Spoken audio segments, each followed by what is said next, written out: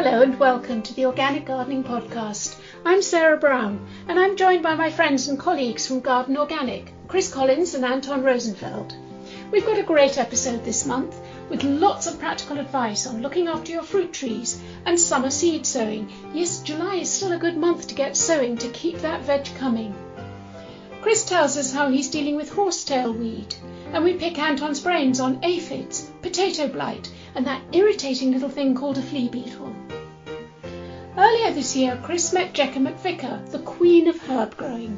She's such a towering figure in the growing world and a warm personality. I had no idea she played in a rock band or rode on Jamie Oliver's scooter. I think you'll love her herbal tips. As always, we're grateful to our sponsors, the Organic Gardening Catalogue. Chris and I love this website as you can get everything you need to help you in your organic growing. Just click on www.organiccatalogue.com. And if you're a member of Garden Organic, you'll get 10% off. You'll hear once again we've had to record our chats remotely. It's not the same as sitting in the potting shed together, and I hope you can forgive the odd sound blip. But it's great that you can join us, and I hope you enjoyed this month's episode. Morning, Chris. How are you? Hi, Sarah. I'm fine, thank you. It's a very beautiful day here in North London, I'm happy to say. Yeah, we've had some mixed weather over the past month, so we're not going to talk about the weather, Chris. Last time we did, we said it was so dry.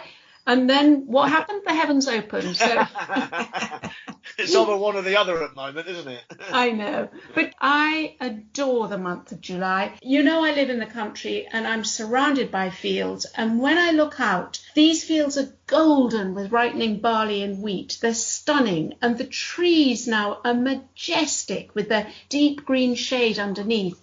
And it feels very still, you know, like nature is almost holding her breath after the rush of early summer growth. And I wonder, perhaps this is a time when us gardeners also can stop and take breath. What do you think? Yeah, I do. I agree with you. I think that it is time. If you tend to feel a bit more mellow about it all, don't you, this time of year? And I think nature kind of reflects that a little bit. You describe it beautifully. Yeah, I've still my odd battle going on. I still have the dreaded horsetail, which I have to say I cleaned it out a few weeks ago. No, 4 days ago to be precise. And I went back yesterday and it put on 4 or 5 inches of growth. What are you doing with the horsetail, Chris? Because I'm sure other people have got this problem. Well, I think it doesn't like being disturbed. It's quite interesting. I did what I would always do when I'm trying to clear an area. If you took over an allotment and you wanted to get rid of most of the weed, I put down a thick compost, I put down some cardboard, and then I covered it in Mypex, and I left it for 2 years, in fact. And I took it up, and it was beautiful, the soil. I had a fork through it, I put my hands through it. I thought, well, this is great. But actually, the horsetail did come back because it sits so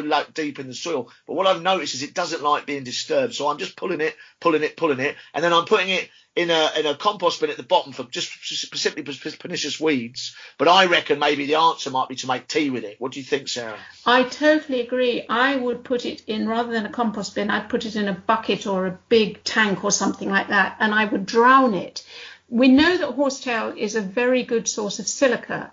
And I suspect there's some good minerals in there that if you can leach it out of the horsetail by drowning it, you've then got a good tea, what we call a liquid feed, which you can start putting on your plants. And I quite like to think that then the horsetail is helping you rather than hindering you. Yeah, so I think maybe get an old water butt with a tap on it or something, because there's quite a lot of it. That may be the answer. But it's horsetail aside, Sarah, it is a beautiful, beautiful, I don't want to put a damper on it. It's a beautiful, beautiful time of year. And I have just been so enjoying both my balcony and my allotment. I'm just happy when I'm in those zones, and that's the important thing. Yeah, I agree. And I tell you what, I see July as being the month where I really look at my fruit. I grow apples, pears, cherries, blackcurrant, strawberries. I mean, I've got quite a lot going on the fruit front because I'm a great fruit eater.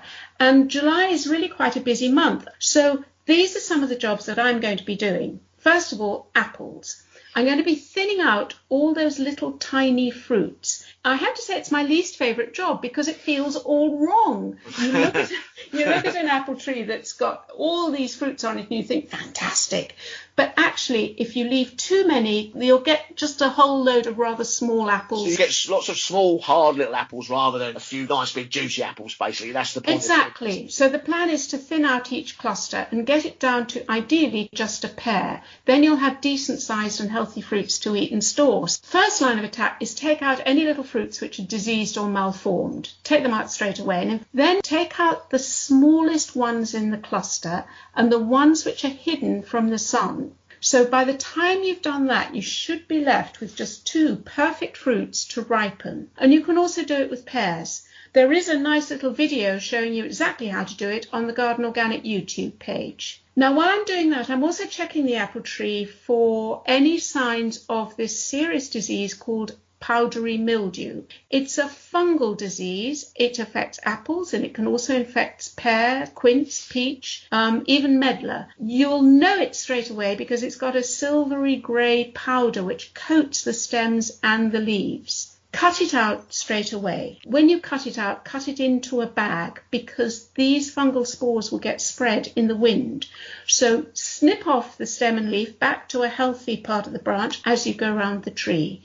And most importantly, when you've done it, wipe your secateurs clean, disinfect them, and then you won't be spreading it on any other tree. I think it's worth pointing out that because we've had dry weather, really dry weather, and it's now we've got thunderstorms and it's humid, it could be possibly a bad year for powdery mildew, couldn't it? I think it's a sort of, as the summer wears on, you might start to see it. I think you're absolutely right, Chris. On to more jolly things. You could protect your precious peaches by draping a fine mesh over the branches. That'll keep the birds off them. Peaches, I always think, are so precious, that you want to protect them as much as you can. Make sure the mesh is secure and that the wind doesn't blow it off or that birds can get underneath and get trapped. If you walk around my allotment site at the moment, it's quite weird. You've just got these the cherry trees, mostly, they all cover them because the cherries are all coming into fruit as well. They've got this netting over it. It's quite alien looking, you know what I mean, as you walk around the site. But their place is full of pigeons and they will strip everything out if you don't protect. They definitely will. And I just see them as such precious fruit. We don't live in Italy where they grow, Sure. a dozen. I think in this country, once you've got your peach or your cherry to fruit, you want to hang on to every single one of them. A peach straight off the tree is just something else. I agree. And I'll tell you, my other favourite fruit is the blackcurrant. And I'm beginning to strip those off and make blackcurrant jam and cordial. But I don't grow gooseberries because I have terrible problems with gooseberry sawfly. But if you do grow gooseberries, now is a good time to cut back some of the growth. If you've got your lateral shoots beyond the fruit clusters, cut back these shoots to 3 to 5 leaves, and that will allow the air to circulate. You want that lovely open growth habit, really, which means that diseases and pests and whatever can't congregate. Don't prune your blackcurrants. Leave those until the winter and the plant is dormant. So what you're doing is the growth that's been put on since the flowering, since the flowers have gone over and started turning into fruit, you're cutting out that new growth, are you? Is that fair? And also take out any crossing shoots in the middle of the bush. I think also what I do with those as well is they like to be caned. The leader likes to be caned, doesn't it? So that kind of keeps the plant open as well. Yeah, you can certainly train them. You can even train them into standards if you wanted to. And then my final task in my fruiting month is keeping my raspberries healthy, and I'll be pruning off any diseased leaves. Raspberry rust is quite a common fungal disease. It's rarely serious. It can cause early leaf drop. So why not get rid of those leaves, rake them up and remove them all. Don't leave them to reinfect the plant. You've given me an appetite. I feel quite hungry suddenly. Yeah, well, a bowl of fresh fruit and some, you can't beat it. cream. And all the fact that it's organic as well, because we know that a lot of shop bought stuff is quite heavily treated, isn't it? Especially soft fruit. So you're getting pure organic fruit when you grow it yourself like this. Absolutely. Now, Chris, what other jobs are there to do? Well, I think I've got keeping an eye on my compost bin because, again, it's been so dry. And what I've been doing is I've been watering it just to keep the moisture in there. Because obviously, because it's so dry, it will take longer to rot down. It will just sit if it's sit, not actually move. I've also been really careful to cut up the stuff I'm putting in there. Like, obviously, my broad beans went in. I cut them down quite heavily just to make sure it's quite fine.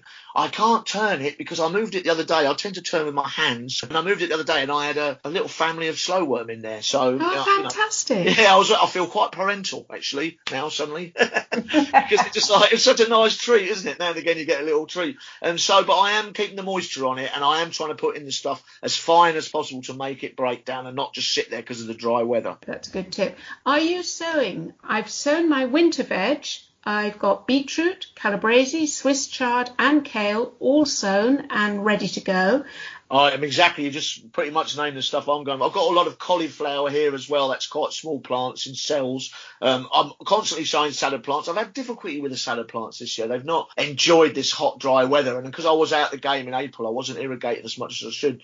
But I'm going to carry on sowing, but I'm just going to transplant rather than sow them and drill straight into the ground. That's going to be my tactic. I don't know if you think that's a good idea, Sarah? I do think it's a good idea. And I also think this successional sowing is important, because otherwise you do the classic of having 30 lettuce plants all coming to fruition, and you give them away to neighbours and you eat as much as you can, and then you've got nothing. Yes. So sow lettuces and all your other salad leaves. Keep sowing, maybe every 2 to 3 weeks, and then you've got that nice succession which will take you right through until September or so. Yeah, staggering is important, isn't it? Some crops don't perform so well, because obviously I've sowed rocket earlier in the season. That just bolted because of the heat. So you want to keep sowing, keep moving them in and staggering those plants. Funnily enough, it's also not too late to sow your beans or peas even. I know we tend to think of these as spring sowings, but you will still get a crop before the end of the autumn. Yeah, it is. And I think the peas and beans, because they like wet feet, they've struggled earlier in the year. So if yours aren't looking too clever, then just thicken them up with new plantings. Yeah. We've talked about carrot fly before. Have you had problems with carrot fly? We do have trouble with it on the site, but my carrots are not really that far advanced. They're not ready to pull or anything, so I'm leaving them in situ. But if I did start to pull them, obviously I'll be very careful about what I did with the foliage, the leftover foliage, because that's what will attract them. If you do have a major problem, then barriers. We mentioned this before, didn't we, that though it's called the carrot fly, it's actually useless at flying. So by barriers, you actually mean if you can put up some netting that need only be about 1 metre or so in height, some fine mesh rather, not netting, fine mesh, then the fly literally cannot fly over it. I've also got some growing in a big pot, the globe, the little one called globe in my polytunnel. And I think growing carrots in a pot up on a table, absolutely, job done. I think it's the Victorians always used to grow them in pots, and I think it's up to 30 centimetres. They can't fly above that height. So if you've got them in pots, then you get around that problem. I'm still checking for slugs, especially when it's been raining and when the ground is damp. I'm afraid slugs never let up, so I'm never going to let up either. There and I'm going, I've got the problem with the little keel slugs, the sort of subterranean ones, and they tend to come out up. We had a lot of rain, the first real rain for a while here in London, and they sort of emerged, and you just got to keep on the ball with them. I have a lot of small salad plants in my cold frames in the polytunnel, and I notice if I lift the trays, because I water them, if I lift the trays, they're underneath the trays. So they're waiting for the night time, and they're going to come out and do the damage. So you need to be observation all the time. Yeah. I'm cutting herbs and loving it, but I am actually leave some of them to flower. Things like basil, sage, thyme, they actually will be hugely loved by pollinators and other insects, bees particularly, buzzing round my salvia and my thyme. So don't cut all your herb leaves off, leave some stems to flower, and you will be very popular with the bees. In the herbaceous border, what are you doing there, Chris? Well, I'm just keeping an eye on the staking, obviously. I've got quite a lot of stuff in flower, helianthus, coreopsis, so I'm making sure I deadhead as well, just to keep those flowers ticking over, making sure they're getting the water as well, keeping an eye on things like mildew, powdery mildew and stuff, which also can affect them this time of year. So again, just that lovely tick over gardening, just pottering around, seeing what's going on, doing those little jobs just to make sure your plants are happy. It's interesting you mentioned mildew. I have phloxes growing up against a nice old stone wall, and they are always hard hit by mildew. Yeah. The secret is just keep watering. The wall sucks all the moisture out of the soil, and they don't get the rain that they should do. So I water my phloxes. I always remember when I was at Westminster Abbey with sweet peas, they just would look so magnificent. And you'd get to July, mid-July, and then boof, they would just get covered in it totally. And you're right, keeping the surface roots nice and damp is the way to try and bat it off, I think. I also have a slight problem with rose black spot. I'm not too worried about it. It's not going to kill the rose. So again, I take off all the black spot leaves and destroy them. I don't want them to spread anywhere else. I don't leave them on the soil. You need to take it right away from the soil and from the plant. It's been incredible for roses this year. I mean, I have my big walk around Enfield, which I really enjoy because I'm nosy and I like looking at people's gardens. And it's just been a stupendous year. Roses, rhododendron and shrubs all seem to have performed. It's almost like they've enjoyed our absence as we've all been in lockdown. And I've been so impressed with it. And my roses on my balcony have just been absolutely incredible. And they give me a lot of pleasure. I'm actually looking at one of my roses now through my window and it's not got a spot on it, but it is 3 stories up. Maybe that helps. Okay, what I do have is a lawn, but I'm not doing a lot to it, Chris, because I'm not a perfect lawn person. I love the fact that it's got different flowers, it's all sorts of greens. It's like a tapestry for me, a tapestry of plants. It's a little ecosystem in its own right. And if you just want a lawn that's absolutely perfect, and that's if you want to play bowls on it, or a game of cricket on it. Otherwise, let those other plants come in. And obviously things like clover are incredibly important to pollinators, aren't they? And dandelion. But you can still have a nice lawn with those plants present. And I think, you're right. This at the moment, because of the adverse weather, especially the heat, what a lawn will do, if it's too dry, it will just go yellow. It's a way of the plant protecting itself. It goes into hibernation. If you wanted to avoid that, especially this time of year, don't cut it so short. Leave 2.5 centimetres on it and get the scarifier, get a lawn rake on it and take out the thatch now and again, and that will tiller it up, thicken it up. Do you know what I share my lawn with? It's a green woodpecker. Oh, brilliant. And he comes down this month. He does every year, and he's hunting for those little leather jackets that are hiding just under. We used to on the parks when I used to look after bowling greens. You'd put the sprinklers on, and all the leather jackets come to the surface, and this big bird party would take place where they'd all come down and feed. I'll never forget that. I just love the fact that we're sharing our growing areas, whether it's a balcony or whether it's a garden or an allotment. We're just sharing it, aren't we, with all the other wildlife. We have. I've got a great little story before we go, Sarah. I hadn't filled my feeder. My feeders are attached to the glass of my windows, the ones that sucker on it, so I can get nice and close to them. And the other day I hadn't filled it, and me and my wife were standing in the kitchen. I looked round, and the robin had come into the flat and sat on one of the houseplant pots and was looking at us both, basically saying, "Where's the grub then, mate? Come on." Feeder's empty. It was such a lovely little moment, It actually felt part of the family suddenly.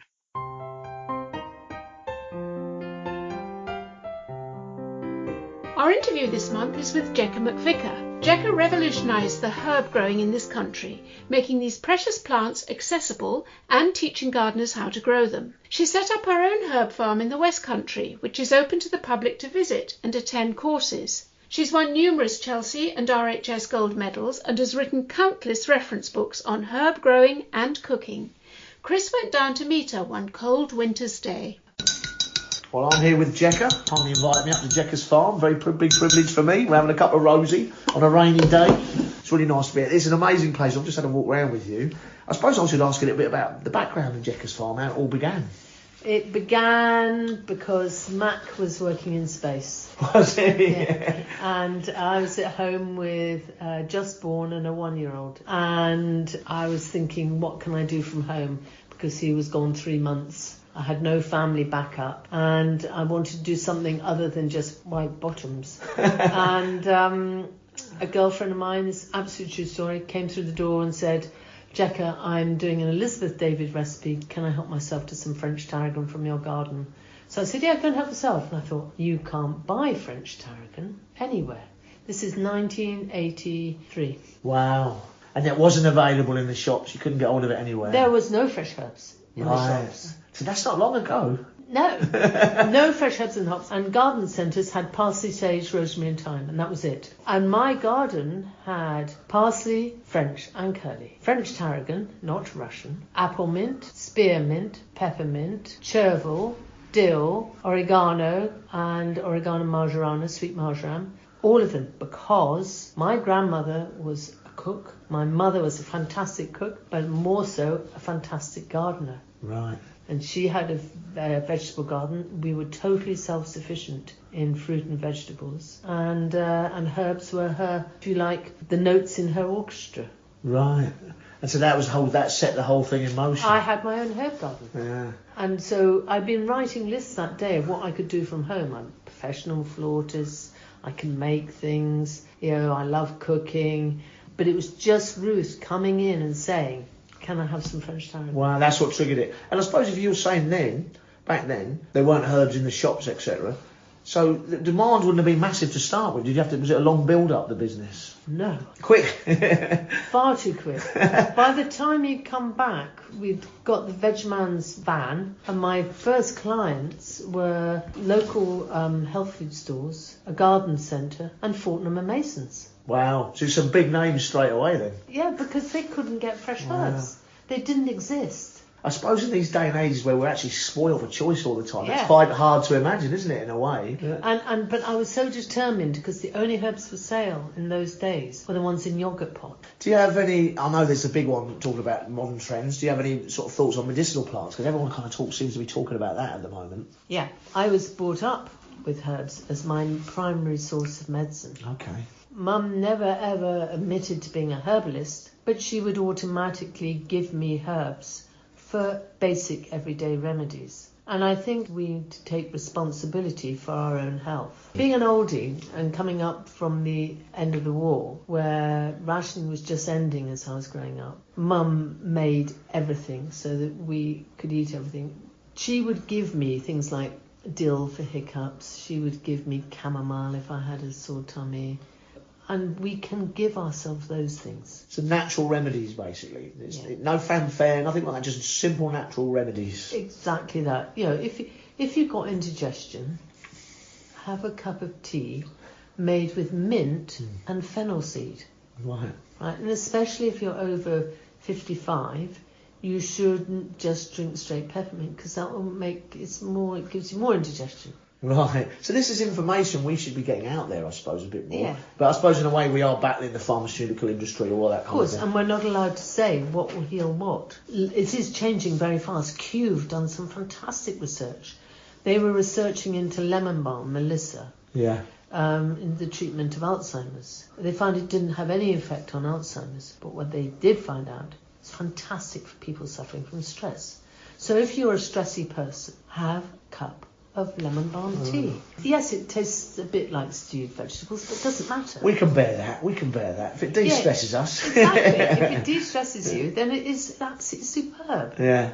And equally, if you're doing an exam and you're getting all uptight, or I'm giving a talk and I'm really worried about remembering my things and getting things out quick enough, because when I get nervous, my brain sees itself, I will always have a cup of rosemary tea. Right.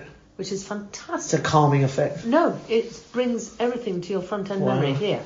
I'm going to try this. Rosemary tea is amazing. It also cures a hangover, by the way. Does it? But you only need... I've got 2 reasons now. you only need a sprig. Right. So you take that from your plant. 2 centimetres in a mug, add boiled water, let it stand for 5 minutes, strain, add honey if you wish. Wow. I'm learning a lot today. For coughs, for coughs and colds, it would be thyme and hyssop. Amazing combo. Touching on the shows, Chelsea got 62 medals, am I right? In 1992, it was a very hot summer, and garden centres suddenly turned around and said, no, we don't want you to have your herbs, no one's shopping. And so I thought, oh my goodness, what am I going to do with all these plants? We're going to go under, life was such a knife edge. I was moaning to the then Noel Kingsbury, who's now Dr. Noel Kingsbury, and he was exhibiting at the RHS, wearing his red trousers. And he said, Jekka, don't moan, go and exhibit at the RHS. So in 1992, I applied. Pippa Sargent was the then head of shows with Stephen Bennett. I got into the October show. Oh my goodness. Taking herbs into London. So we borrowed my neighbour's horse box and we put on an exhibit, and in those days you couldn't sell until you got a silver medal. And so it meant you had to go to London and try and win a silver medal. And try and win a silver medal and stand there for 2 days, having built a stand. Oh my goodness, I can't tell you. Anyway, I got a silver medal and I got Mavis Sweetingham, who came up and said, Jekka, we'd like you to apply to Chelsea. So into a call box I went and I rang home. I said, Mac, they want me to apply for Chelsea.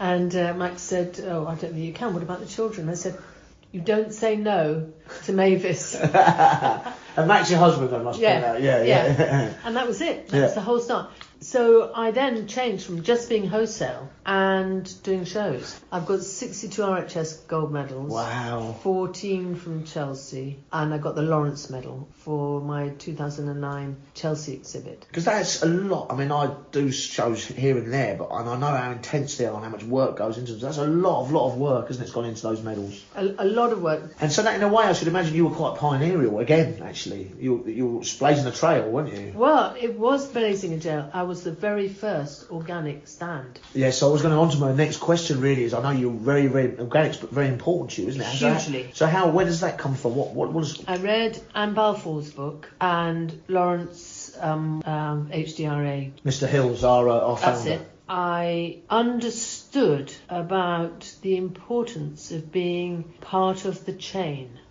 We are so arrogant as humans that we don't understand that if you do not have the pollinating insect, you do not have food. If you do not have the plant that feeds the pollinating insect, you do not have food. And it was then that I learnt that plants can survive without us, but we and this planet cannot survive without them. Remember, I'm a recycled hippie, so this is quite a good follow-on. I mean, yeah, so it's not rocket science for me to get there. But I wanted to be peat-free, and I remember going around all those shows and being laughed at by all these people. Oh God, here she is. She wants her peat-free compost. Ha ha ha! Yeah, I think, oh goodness. I said, don't you understand? And don't you understand about? I mean, I was banging on about climate change then. Yeah, it's not new, is it? This stuff isn't new. You see, I can't get my head around the people that do not understand there's climate change. I remember giving a talk at Malvern and being laughed at there.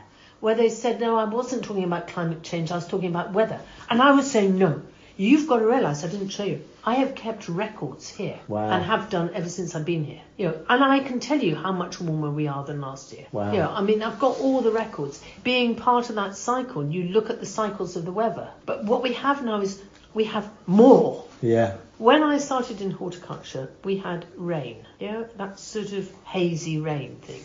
We now have deluge, so I select times which keep their crowns, their flowers, proud of the crown, because when you have these deluges, it flattens them into the crown and then they rot. So you're growing then, picking varieties, or deliberately to suit the fact that our weather gets much wetter than it used to? No, it's violence. Right. It's the violence of the weather. Horrendous wind, horrendous rain, now horrendous floods. Do you understand? It's magnitude. And when I had my first talk on climate change, which must have been in the 80s, they were saying about the wind and how powerful the wind's going to be with climate change. And everyone did laugh at me. Oh, don't be silly, Jekka. It's just a phase we're going through. Now, will you please wake up? Yeah. You know?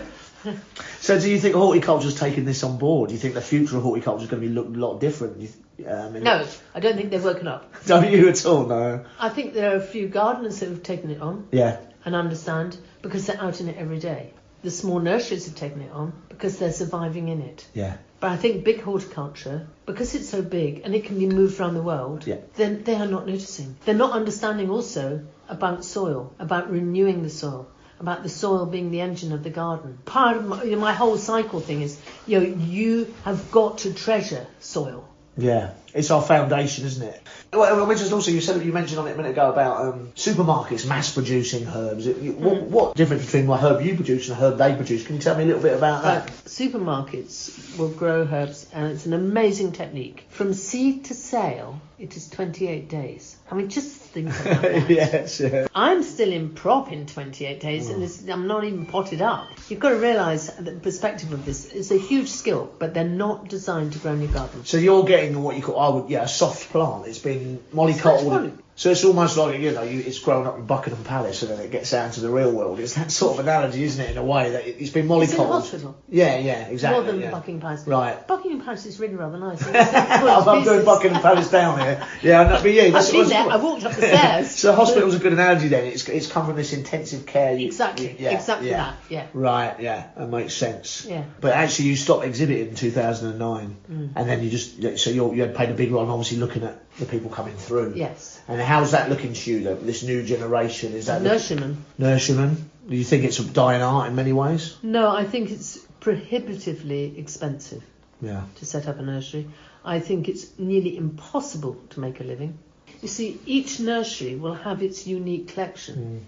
And so every day that anyone goes to a specialist nursery or buys from a specialist nursery, so much the better. And you're more likely to be organic, aren't you, than a lot of the big growers as well. So environmentally, you'll probably have a lot more to offer. Yeah, because we are oddballs. We aren't great money people. We are preserving the future of the planet. Yeah. I'm just wondering, what if you had advice to the sort of up-and-coming organic gardener or nursery, what advice would you give them? Only do it as a profession if you're passionate. Yeah. You cannot do it half-hearted. This is a life thing. It is like recognising climate change and understanding the implications of that and how we should adjust our lives accordingly. So all of us need to wake up to who we are. Would I do it again? Of course. Yeah. I mean, I've had the most amazing time. Come Yeah. on. Oh, yeah. Who'd have thought? I mean, who'd have thought that I would ride on the back of Jamie Oliver's moped? That made my day. I mean, who'd have thought I would meet the Queen? Yeah. Who, to me, is the most amazing woman out. I think you kind of hit it early, that straight away. You have that passion and it's infectious, and I think everything springs from there, doesn't it? I think that if you try to do gardening without that close up. I'll give you an example. I think I fell in love with gardening in November when my steel toe cap boots were freezing in the second year of my apprenticeship, because the low winter sun, the feel of being around the plants, I think that's when you connect with it. It's not it's not an academic thing, is it? You need to kind of get it into your soul, don't you? Yes. It's a tough business. It's a tough business. It's a tough business, but that, luckily, having been in a rock band, which was amazingly I was tough. going to come on to that, because But it was amazingly tough. Yeah. You know, if you think, I played at the very first Glasgow. Right. I was the first group on when it was called the Pilton Blues Festival, right? Yeah. And he built the stage out of his milk crates. Yeah. With wooden planks on top. And we were paid in milk. So it's a colourful life. You've even got Doctor Who in there somewhere, haven't you? Oh, yeah. When I went into the BBC and asked to be interviewed, as you could in those days, and I got a job in drama serials. So I was practicing, and the then producer of Doctor Who, they said, will you teach me the flute? And in exchange, I will get you a part in Doctor Who. So I played in the Green Death. I earned more money playing in the Green Death than I ever did. As a rock star. Oh, that's brilliant. Yeah. That's brilliant. Well, ladies and gentlemen, I couldn't think of a more inspirational person to speak to. I really couldn't. It's been a real pleasure, Jekka. Thank you very much. Chris spent quite a bit of time with Jekka walking round her herb farm, and here are some snippets of their conversation as they discussed growing techniques. We'll be releasing their full conversation in our Unpruned podcast later in the month. Be sure to subscribe to the Organic Gardening Podcast, and then you won't miss a thing they say. So this is a new variety of thyme that you've grown for the first time. I grew it from seed last year, so I've chosen the strongest ones. So these are all in cells, these cuttings then? So these are all seeds. Now, this is something I developed myself, and then I was told this is nothing new.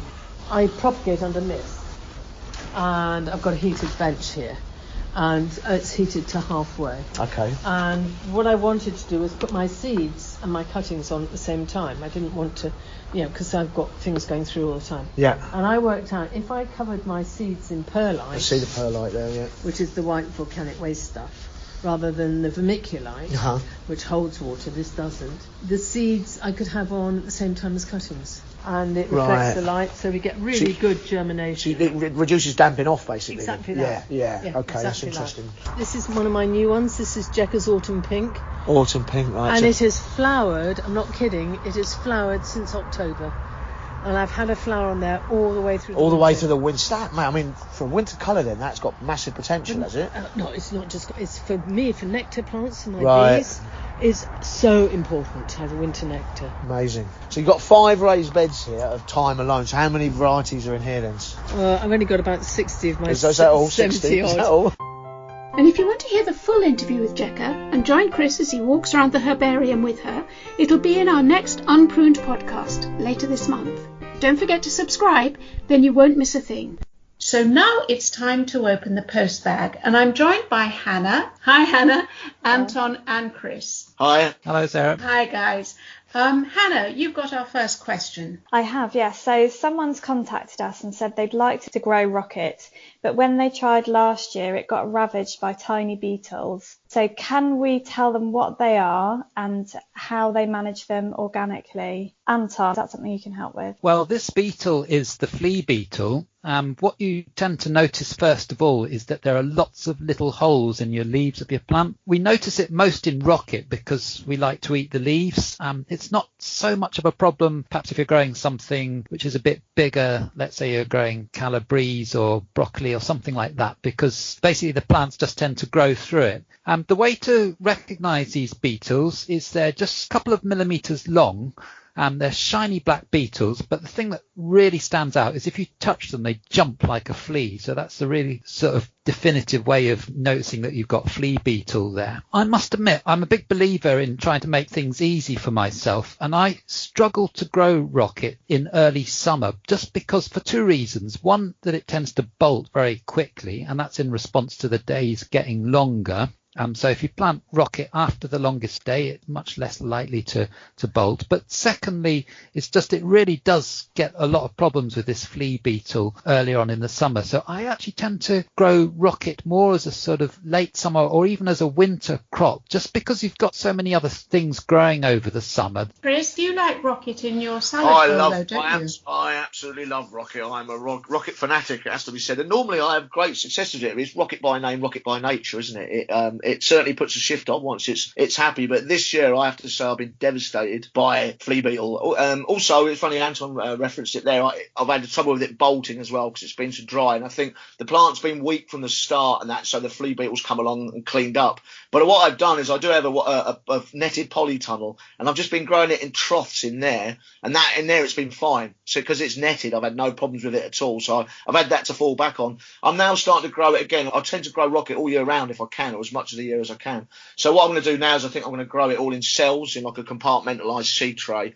I'll grow it in there first, and then I'll plant it out as a bigger plant, and I'm hoping the maturity of the plant will help bat off the flea beetle. And are there any natural predators that you can encourage to perhaps help keep the population down? Okay, yeah, there are some natural predators. They don't have a massive effect on them, but there are braconid wasps which can keep the numbers down. You do the normal thing for attracting predators is basically having lots of flowering plants around, and particularly things in the umbelliferous family or the carrot family. Fennel's a good one, that will help to bring them in. But I often find that it's quite a sort of losing battle. It is hard to keep them under control. Okay, that's great. Thank you. So the next question has come from a keen grower who, like Anton, loves their green manures. So they're asking, which ones would you recommend sowing or planting this month and why? And I guess we should start off there for maybe a brief overview on what a green manure actually is. Yeah, a green manure, it doesn't actually contain manure at all. It's a bit of a sort of confusing name for it. It's actually a plant that is grown purely to improve the soil. And then usually you cut it down and you might either dig it in or you leave it on the surface to sort of rot down. So it's purely to improve your soil. And it's a very important thing to be doing to really sort of look after your soil, because having a healthy soil is important for having healthy plants. So this time of year, things will grow pretty quickly. So vetch would be a good one to grow because it grows really quickly and it will give things a quick fertility boost to the soil. Vetch is quite a good one as well because if you sowed it now, you could either cut it down in time for growing something over the winter, or you could, if you wanted to, leave it over the winter and cut it down the following spring. So it's quite flexible. That's a good one. There are a few others you could try as well. Phacelia quite a nice one because it rots down pretty quickly. When you cut it down, it stays nice and soft. That won't add fertility to the soil, but it will help to increase its organic matter and improve its soil structure. Another one I quite like as well is buckwheat, just because it's so quick to grow and it's very soft as well. So those are three sort of easy ones you could try. Can I ask a question, Anton? I'm just wondering whether you can you underplant with green manures? So if you had plants growing, could you grow those plants through a green manure? Yes, you can, but it's getting that balancing act. You don't want a green manure that's too vigorous, because otherwise it's almost acting like a weed and competing against the plant. So that's something we're actually trying in our members' experiments this year. We're trying yellow trefoil, which is a green manure that's a lot less vigorous. It grows quite flat.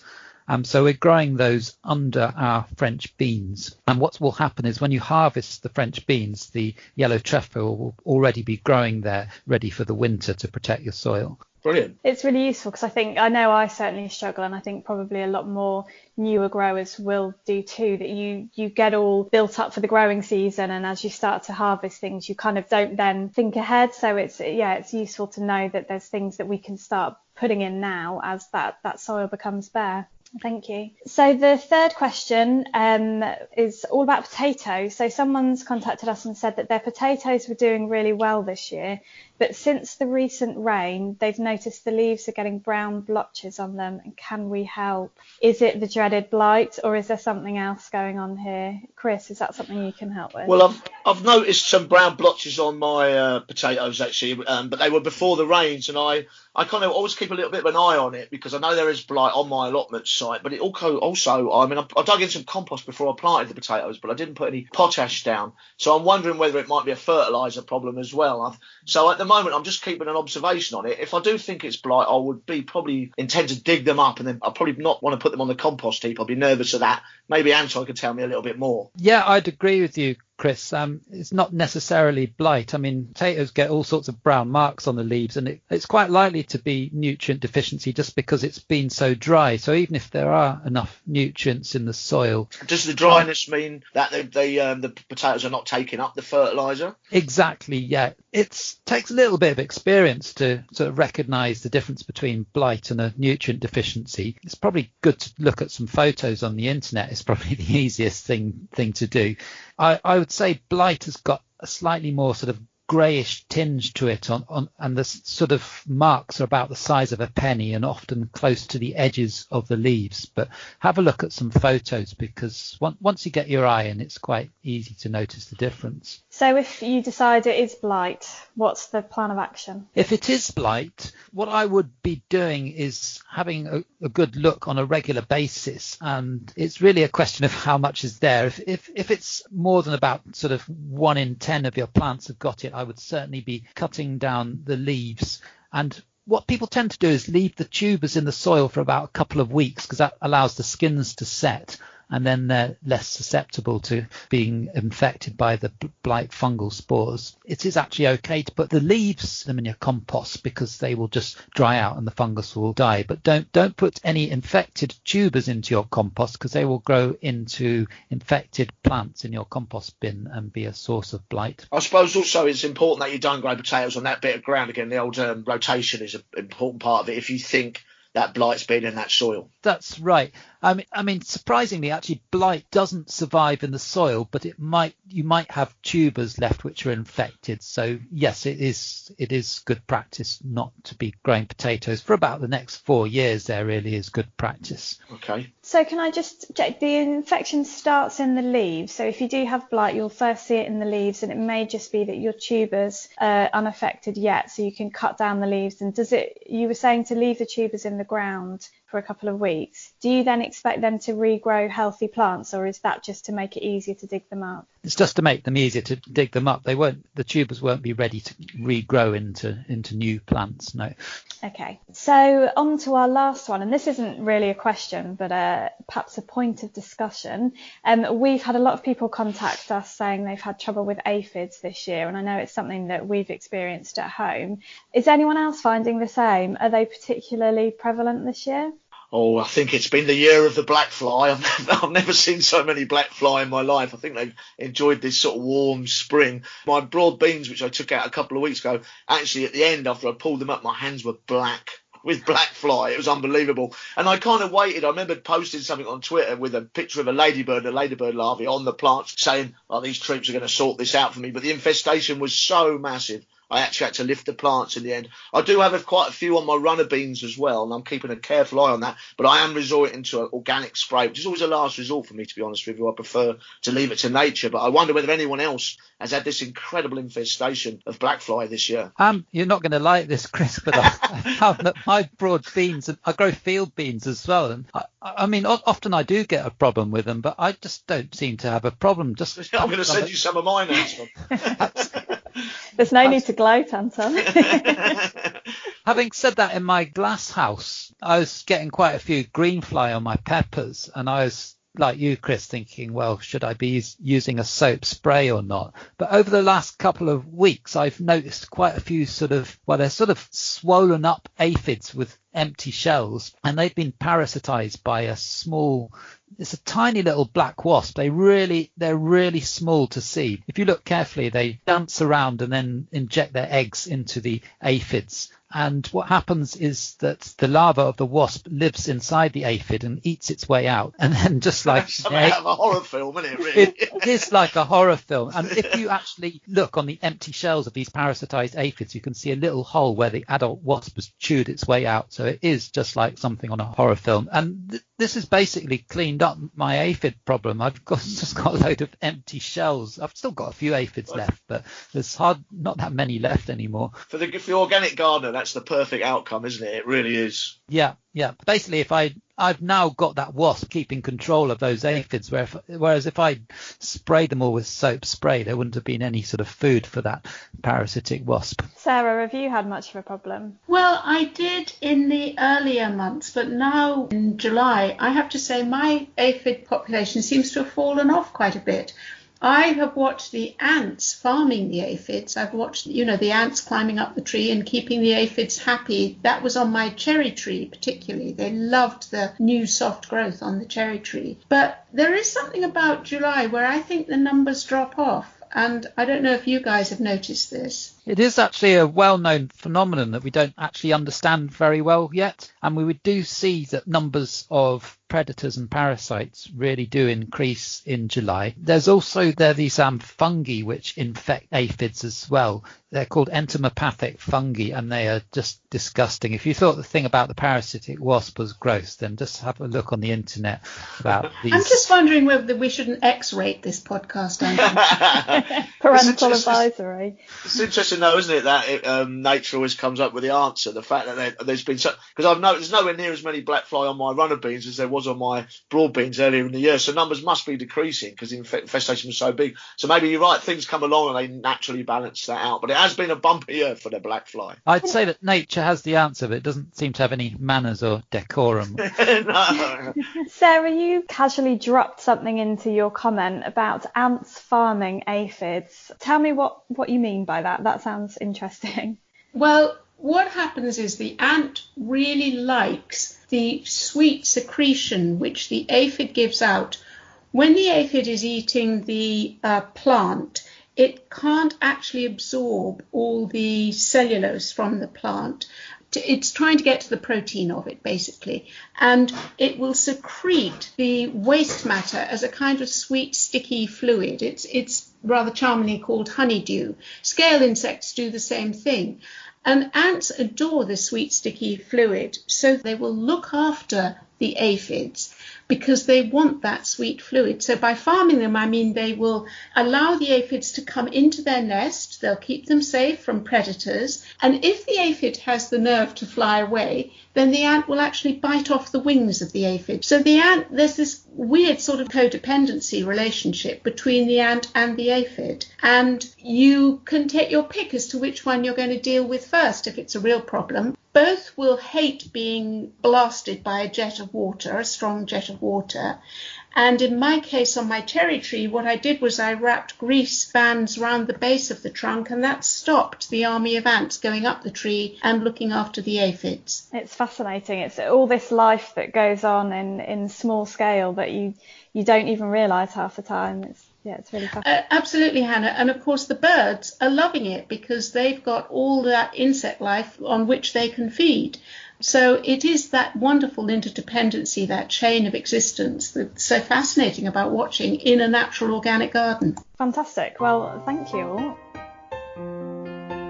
Well, what a month for pests and diseases, but how wonderful that nature provides her own checks and balances.